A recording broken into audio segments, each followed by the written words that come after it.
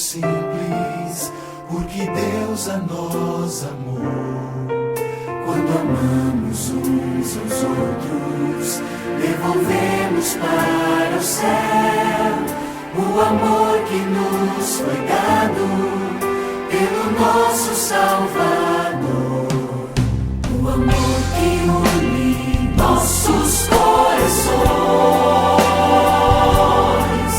é o amor que um dia uniu a terra ao céu. Quando Cristo entregou sua vida lá na cruz, o caminho que se abriu nos uniu com sua luz.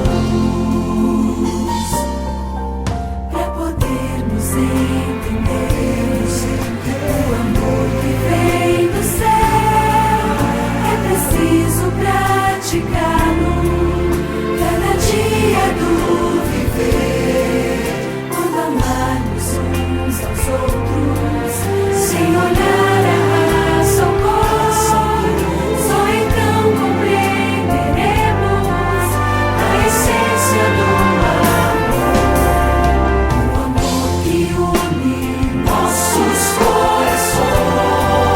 corações é o amor que um dia uniu a terra ao céu.